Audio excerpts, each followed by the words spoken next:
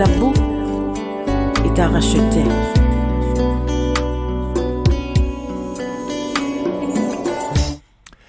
Chers amis, bonjour et joie nouvelle de se retrouver sur les ondes de la 100.3. Il est 8h00 dans le studio de Christ Radio. Nous sommes le 9 octobre 2021. MC est parmi nous. Elle a été absente pendant une semaine puisque moi j'étais absent. Je suis parti à Koutaba avec les frères pour une retraite et nous voici de retour. Et comme je ne sais plus où on en est, MC va nous dire où est-ce qu'on en est et comment est-ce qu'on continue. MC, bonjour. Bonjour mon père, bonjour à vous chers auditeurs. Où est-ce qu'on en est? Je rappelle que nous sommes sur la série « Vois de quel amour Dieu t'a aimé » et qui est tirée de la première épître de Saint Jean au chapitre 3 et premier verset. Qu'est-ce que nous avons dit jusque-là? Faisons un peu un petit rappel. Nous avons commencé par définir ce que c'est que l'amour. On se rappelle bien approcher, n'est-ce pas, Dieu parmi nous, en Jésus, miséricorde, et puis il y a l'ouverture pour O, U, uni, et R, renouveler, régénérer, racheter, voilà. Et puis, après avoir défini l'amour, nous avons parlé des déclarations d'amour. Qu'est-ce que Dieu nous dit? Puisqu'on comprend ce que c'est l'amour, mais on lit cet amour à Dieu, n'est-ce pas?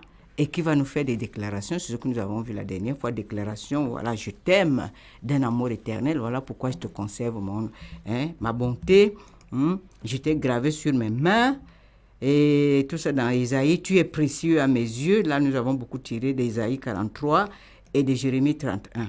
Et évidemment, le célèbre verset que tout le monde connaît, car Dieu a tant aimé le monde, nous l'avons annoncé, mais Jean 3, 16. Et nous avons dit, voilà, telles sont les déclarations de Dieu pour toi et moi. Donc, il était question que nous puissions en prendre conscience, n'est-ce pas? Parce que cela va déterminer notre marche et notre relation avec lui. Si j'ai pris conscience de ce que Dieu m'aime, n'est-ce pas?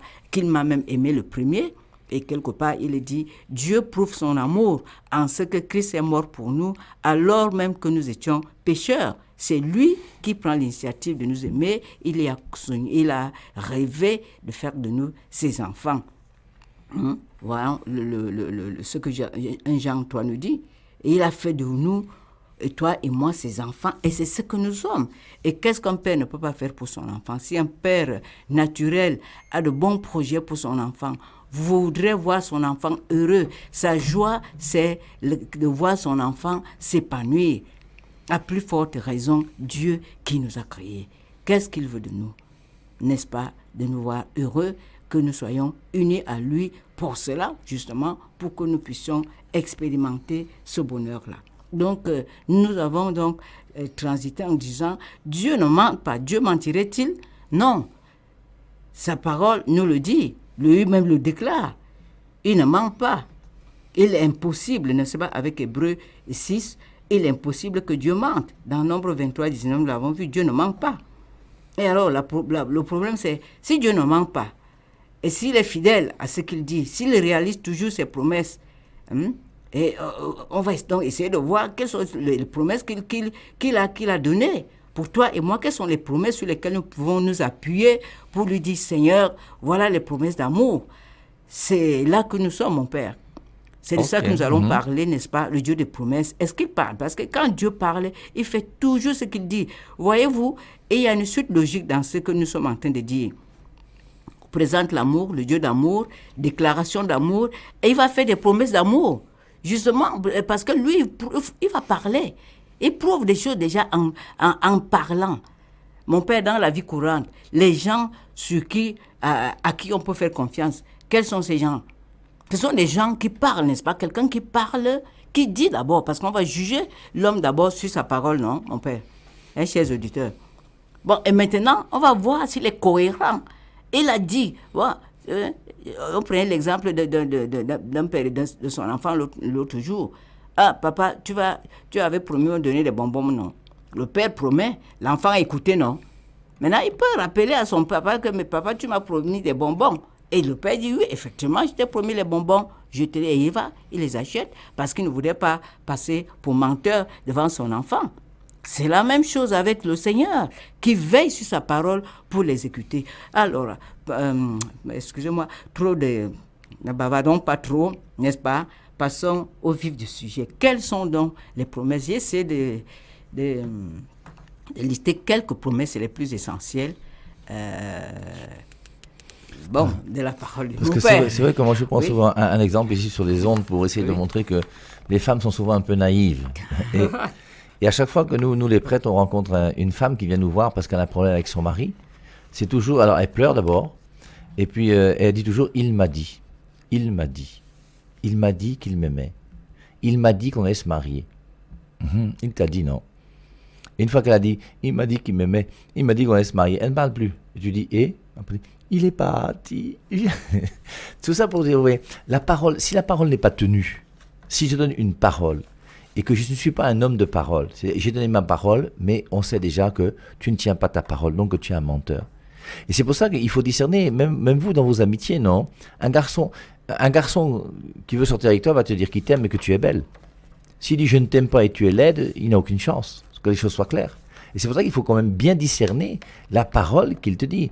Alors il m'a dit qu'il m'aimait, très bien. Maintenant tu prends un peu de recul et essaie de voir, est-ce qu'il m'aime réellement? Et tu vois en fonction de son comportement s'il t'appelle, s'il est attentif à toi, s'il fait des choses. Et tu vas discerner pour savoir si il a dit qu'il m'aimait, est-ce qu'il m'aime réellement? Oui, parce que j'ai la preuve d'une manière concrète et claire. C'est pour ça que c'est intéressant de voir toutes ces promesses d'amour que Dieu a fait. Tu as du prix à mes yeux et moi ton Dieu je t'aime. Je te conduirai au désert, je t'appellerai mon mari. Et en sachant que Dieu est quelqu'un, lui, qui tient toujours sa parole, qui ne ment jamais. Et c'est pour ça que, c'est vrai, cette insistance-là était bonne, parce que nous, au moins, on sait que la parole de Dieu, c'est le roc sur lequel tout va reposer, parce que Jean 17, ta parole est vérité. Merci, mon Père. Alors, chers auditeurs, voyons donc ces promesses-là. Voyons un peu dans l'Ancien Testament. On revient tout juste dans l'Ancien Testament, dans Genèse. Vous vous souvenez, n'est-ce pas, que la dernière fois, nous avons évoqué justement, en parlant de notre preuve d'amour du Seigneur, non? Nous avons évoqué l'affaire de Noé, que lorsque Noé sort, le Seigneur se souvient de lui, il le fait sortir de l'arc, et que Noé lui fait ce sacrifice de bonne odeur, et va donc promettre une chose. Mon Père, on peut le relire. Vous voyez, un seul texte nous fait... Nous avons... Un seul texte peut nous faire appréhender Dieu de sous mille facettes. Et c'est ce que nous voulons encore voir là. Le même texte, mon Père, on le voit dans... excusez-moi, nous sommes dans Genèse 8. Genèse 8 et 20, prenons à partir du verset 20 et 22. Voilà, mon Père. Alors je vous lis. Genèse, chapitre 8, verset 20. Noé construisit un autel en l'honneur de Yahvé. Il prit de tous les animaux purs et de tous les oiseaux purs, et il en offrit un sacrifice par le feu sur cet autel. Yahvé sentit la bonne odeur, et il dit en son cœur, « Je ne maudirai plus jamais la terre à cause de l'homme. Car les pensées du cœur de l'homme sont mauvaises dès sa jeunesse.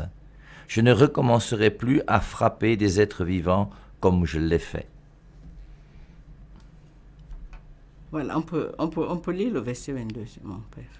Aussi longtemps que la terre durera, semailles et moissons, gelée et chaleur, été, hiver, jour et nuit ne cesseront plus. Merci bien, mon Père. La question est la suivante. De ce que nous avons entendu là, est-ce que, avec le vécu, avec ce que nous vivons aujourd'hui, on peut conclure ou alors on peut confirmer cette parole-ci, mon Père? Chers auditeurs, est-ce qu'il y a les jours, commençons par, est-ce qu'il y a la succession des jours et des nuits? Bien sûr, bien sûr. Hier, c'était la nuit, non? Oui. Et aujourd'hui, c'est déjà le jour qui a commencé. C'est déjà le jour. Mm-hmm. Ça veut dire qu'il a tenu à sa promesse, non? Bien sûr. Mm-hmm. Donc, mon Père, chez vous, là, avec l'hiver et tout ça, il n'y a pas les 4 saisons là-bas qui se sucent, n'est-ce pas? Non, voilà, c'est ça, non? Chez nous aussi, il y a l'été, il y a l'automne, l'hiver, le printemps et l'été. Voilà. Voilà, les 4 saisons habituelles. Et nous, on a la saison de pluie, voilà. On a la saison sèche. Bon, c'est pour dire, est-ce qu'il est vrai? Parce qu'on a vu qu'il ne ment pas, non? Et quand il parle, il fait toujours ce qu'il dit, non? Voilà. Et il dit ça. Est-ce qu'il y a encore eu des déluge depuis ce jour-là? Jamais. Voilà. N'est-ce pas qu'on sème, on récolte? Toujours. Voilà. Ça veut dire quoi? Il est le Dieu de vérité, il est le Dieu fidèle à sa parole, et il le fait pourquoi, mon Père? Chers auditeurs, on peut vous répondre, nous tous. N'est-ce pas? Mon Père, c'est par amour, non? Toujours. Voilà. Il le fait par amour. On avait bien vu que mon père, je vois que mon père, le père a envie de dire quelque chose, donc je lui passe la Non, parole. mais c'est vrai que bon, Oui. on a vu comment Dieu a puni à l'époque de Noé. Hein. Noé, c'est le seul juste qu'il y avait sur la terre.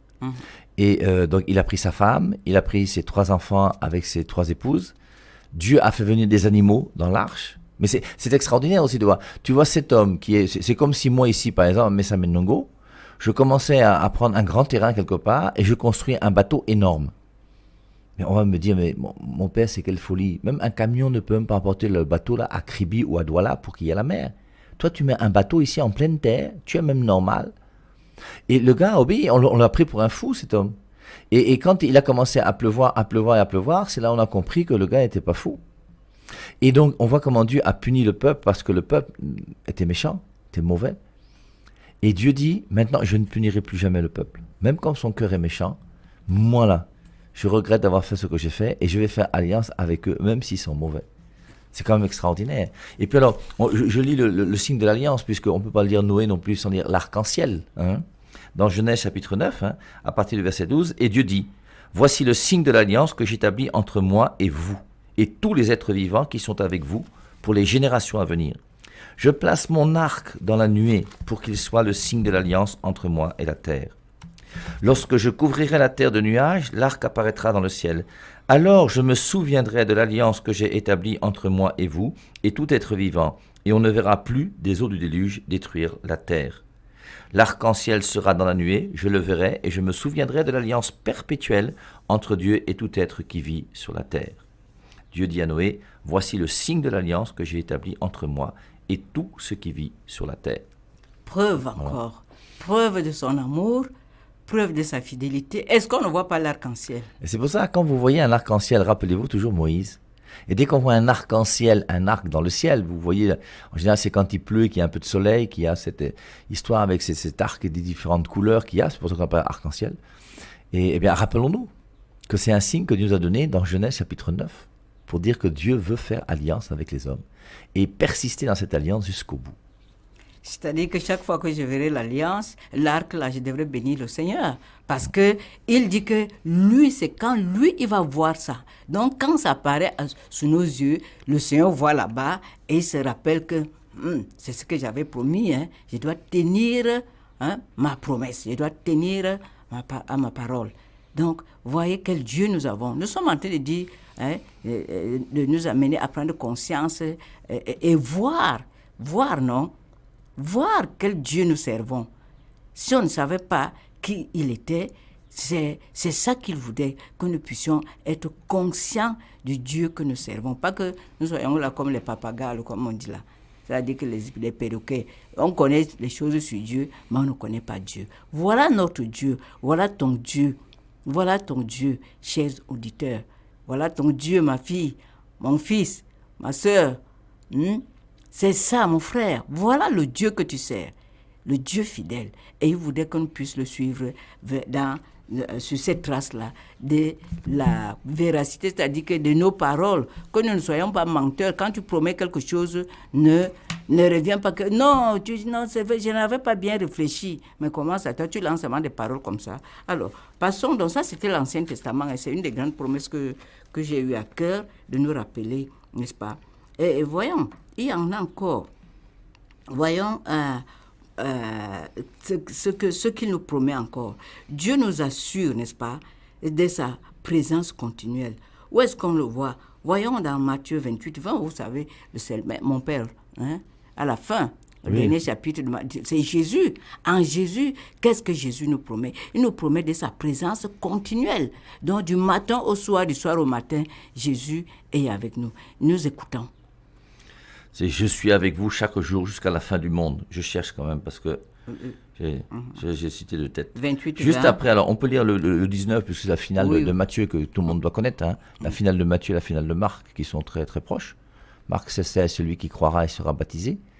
Matthieu chapitre 28, verset 19. « Allez de toutes les nations, faites des disciples, baptisez-les au nom du Père, du Fils et du Saint-Esprit, et vous leur enseignez pour qu'on l'observe tout ce que je vous ai ordonné. Et le dernier verset de Matthieu 28, voici que je suis avec vous tous les jours jusqu'à la fin des temps. Mais c'est vrai que c'est important aussi, parce que c'est des versets, on a lu ça une fois ou l'autre, mais qu'est-ce que ça veut dire concrètement?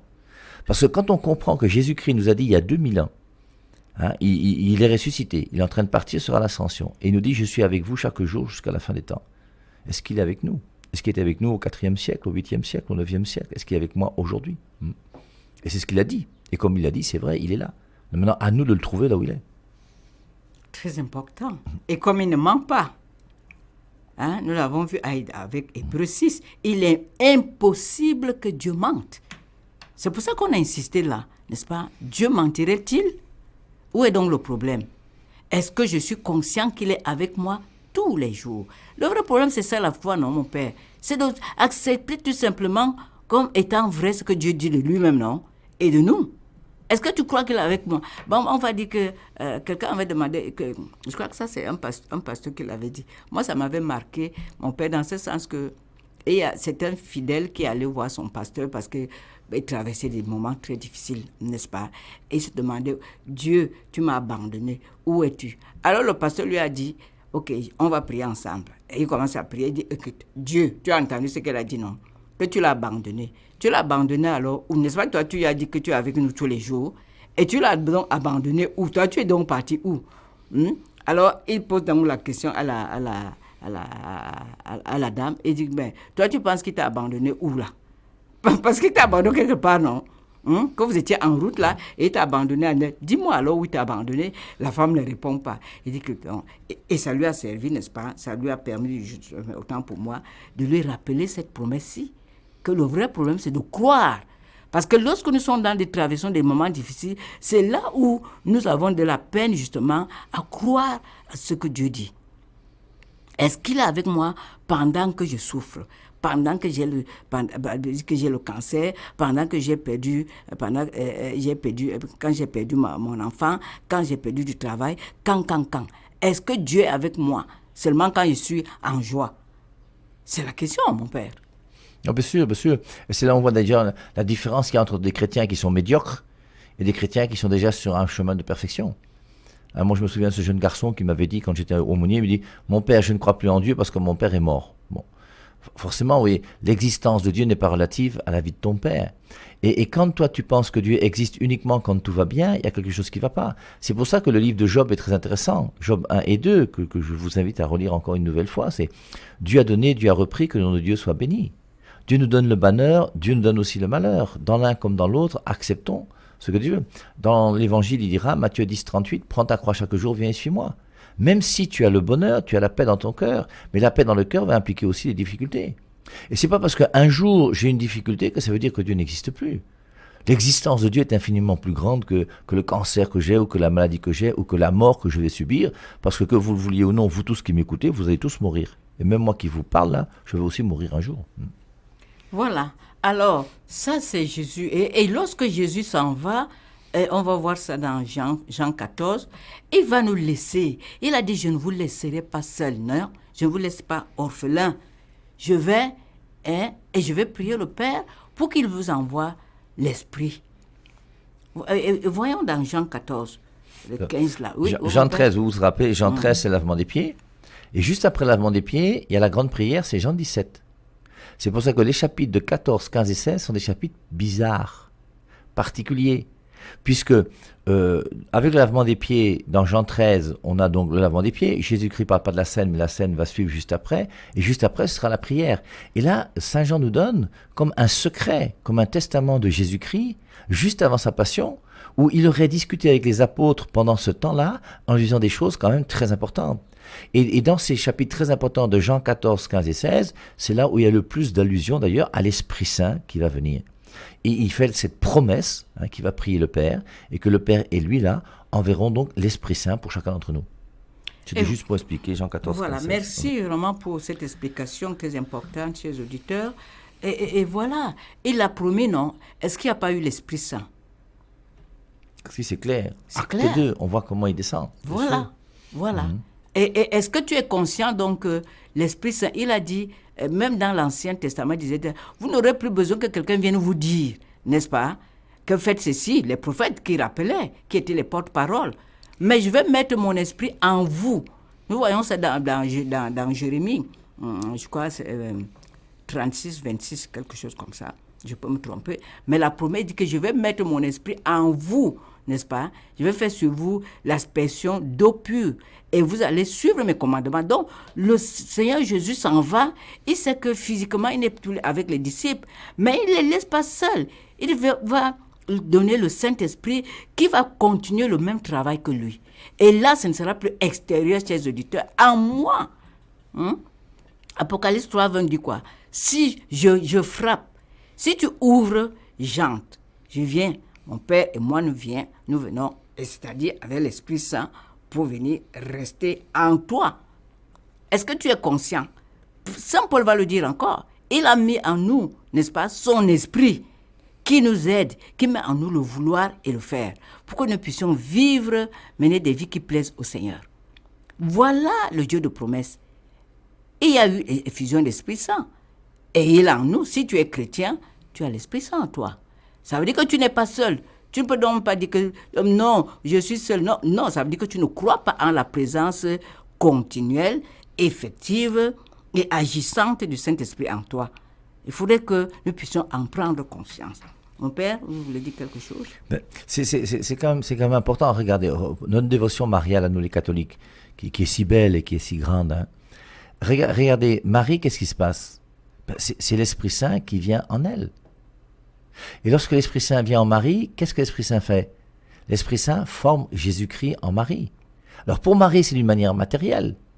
Mais pour nous, c'est aussi réel. Rappelez-vous la discussion de Jean-Baptiste et de Jésus dans Matthieu 3, 11. Moi, je vous baptise dans l'eau. Lui vous baptisera dans l'Esprit Saint. Lui, c'est qui? C'est Jésus. Et Jésus-Christ, qu'est-ce qu'il fait? Il nous plonge dans l'Esprit Saint. Et dès que je reçois Jésus, je suis plongé dans l'Esprit Saint. Et qu'est-ce que l'Esprit Saint va faire? Comme en Marie, il va former Jésus-Christ en chacun d'entre nous. C'est pour ça que la source de la nouvelle naissance, le thème de 1 Jean 3, 2, voyez de quel amour Dieu nous aime. Il a fait de nous des enfants. Nous sommes enfants comment? Par la nouvelle naissance, où nous sommes baptisés dans le Saint-Esprit. Et l'Esprit Saint va former Jésus-Christ en nous. Parce que la vie de Marie est quand même très intéressante. Hein? L'Esprit Saint vient sur Marie. Et donc, l'Esprit Saint va former Jésus-Christ en Marie. Et ensuite, à Noël, qu'est-ce que Marie va faire? Elle va donner Jésus-Christ au monde. C'est exactement ce que nous devons faire. Nous devons laisser l'Esprit Saint prendre possession de nous, pour que moi je puisse diminuer et que Jésus-Christ puisse grandir en moi. Et ensuite, je dois, comme Marie, qui a donné matériellement Jésus au monde, moi le donner aussi en donnant la parole de Dieu, en évangélisant et en parlant de Dieu aux autres. C'est quand même très joli tous ces textes, hein, et qui abondent exactement avec ce que MC dit aujourd'hui. On ne s'est pas vu pour discuter et vous dire de quoi on va parler aujourd'hui. Moi je suis arrivé là, je me suis assis simplement, je savais qu'elle allait préparer, mais tout ça c'est beau, et les Saintes Écritures sont magnifiques. Et comprenons donc cette place de l'Esprit Saint. Hein. Moi, Matthieu 3, 11, j'insiste, lui vous baptisera dans l'Esprit Saint. Jésus-Christ plonge les gens dans l'Esprit Saint. Et c'est pour ça que tu n'as pas Jésus-Christ sans l'Esprit Saint. Et la nouvelle naissance va impliquer que l'Esprit Saint sera là et va prendre ton esprit pour le transformer afin que tu penses maintenant comme l'Esprit Saint et non pas comme l'esprit d'un homme. Et c'est ça. Et la question c'est, est-ce que tu es alors né de nouveau? Voilà une question. Hey, on continue dans les promesses, n'est-ce pas? Et si, c'est ça, non? Alors, je lis le début de Jean 14 quand même, parce que Jean 14, 15, 16, 17, hein, n'hésitez pas à lire Jean 14, 15, 16. Vous lisez les 3 chapitres là, le même jour, et vous regardez tous les passages qu'il y a sur l'Esprit Saint. Et le début de Jean 14 est très beau, parce que juste après le lavement des pieds, bon, Jésus-Christ va partir. Il a annoncé que c'est déjà la fin, qu'il va mourir. Et qu'est-ce qu'il dit? Que votre cœur ne se trouble pas. Je vais partir, je vais mourir. Que votre cœur ne se trouble pas. Mais ce sont quand même des paroles qui sont très belles. Croyez en Dieu, croyez aussi en moi. Dans la maison de mon Père, il y a beaucoup de demeures. Sinon, je ne vous aurais pas dit que je m'en vais pour vous préparer une place. Quand je serai allé et que je vous aurai préparé une place, je reviendrai et je vous prendrai près de moi, de sorte que vous soyez aussi là où je suis. Et vous savez le chemin pour aller où je vais. Alors on laisse après la question de Thomas et tout ça, Seigneur, mais c'est très joli. Je ne vous laisserai pas orphelin. Je suis parti vous préparer une place. Et de fait, il est parti nous préparer une place. Et nous avons déjà une place, nous, au ciel. Ça, c'est clair. Et après, donc, il fait toutes ces promesses de l'Esprit Saint qui vous conduira à la vérité tout entière. J'ai encore beaucoup de choses à vous dire, Jean 16, 12, mais vous ne pouvez pas les comprendre. L'Esprit Saint, lui, lorsqu'il viendra, vous conduira à la vérité tout entière. Jean 14, peut-être verset 26, quelque chose comme ça, il dit il faut mieux pour vous que je m'en aille, parce que si je ne m'en vais pas, je ne vous donnerai pas l'Esprit Saint. Et si vous n'avez pas l'Esprit Saint, ça va être compliqué pour vous. Et voilà une des promesses déjà, n'est-ce pas, rappelée par le Père. C'est ça, parce que pourquoi il nous donne l'Esprit Saint? Afin qu'il nous conduise à la vérité, afin qu'il mette en nous le vouloir de Dieu, n'est-ce pas, et le faire de Dieu, afin qu'il nous fasse croître dans la pleine connaissance de ce Dieu-là, et pour que nous ayons la statue, n'est-ce pas, Saint Paul va parler de la statue parfaite, n'est-ce pas, que nous puissions croître, de même qu'un enfant croît, il naît, commence à babiller, et puis après il s'assied, et puis, et il devient un homme. Voilà un peu l'œuvre de l'Esprit Saint. On y reviendra parce qu'en passant à tout ceci, je me suis dit, bon, peut-être qu'on en a parlé, on parlera encore de l'Esprit Saint et de la foi. Et peut-être même pour les prières, parce que maintenant j'énonce une des promesses, des grandes promesses du Seigneur par rapport à la prière. Et il le dit. Matthieu, on connaît bien le célèbre Matthieu, comment on dit là, 7, non? Hein, mon père? Voilà le verset le plus connu au monde, je pense. Très, très connu. Voilà. Vraiment, si quelqu'un ne connaît Demandez, pas ça. vous recevrez. Voilà. Et qu'on aime beaucoup. Parce que nous, on a réduit seulement notre relation avec le Seigneur à demander, comme je disais l'autre jour, les chrétiens, donne-moi. Non, donne-moi. On reviendra dessus sur le point. Voilà, il a promis de nous écouter et de nous exaucer à sa manière, si nous sommes dans sa volonté. Dans 1 Jean 5, quand nous avons dit à Luc 14, 15, c'est pour le Saint-Esprit, et il nous assure de sa paix. Si nous lui confions nos problèmes, nous voyons dans Philippiens 4, 6, 8, non, mon Père, que nous pouvons lire, il dit comme ça, venez me dire tout ce qui ne va pas, enfin, venez, je ne vous ferme pas la porte. On a parlé de l'ouverture et l'écoute. Et qu'est-ce qu'il nous dit? Qu'il nous rappelle encore, mon Père. Philippiens 4, oui. verset 6. 6, oui. Que rien ne vous tienne préoccupé. Exposez plutôt vos demandes à Dieu à tout moment dans la prière et joignez l'action de grâce à la supplication. Alors la paix de Dieu, que rien n'arrête, viendra garder vos cœurs et vos esprits dans le Christ Jésus. Voilà. Donc nous avons la promesse, n'est-ce pas? C'est ça. Il n'ouvre pas, il ne ferme pas, quel que soit ce que tu as fait. Et il dit, viens à moi. Et nous avons également Matthieu, mon père m'échappe le verset, mais il dit, venez à moi, vous qui êtes fatigués et chargés, et je vous donnerai du repos, n'est-ce pas? Nous sommes dans Matthieu... le chapitre 10, non, je pense, non? Bon, on va trouver le verset. Nous sommes dans Matthieu là. Oui, venez à moi, vous qui êtes fatigués et chargés, et je vous donnerai le repos. Voilà une des grandes promesses encore. Matthieu 11, 28. Voilà, 11, 28. Merci. Venez à moi, vous tous qui êtes fatigués et chargés, et je vous donnerai du repos. Prenez mon joug sur vous et recevez mes instructions, car je suis doux et humble de cœur. Vous voyez? Il y a aussi Jean 14, 14. Oui, tout à fait. Parce que dans Jean 14, 14, là, il dit, c'est tout ce que vous demanderez à mon Père en mon nom, je vous le donnerai. Voilà.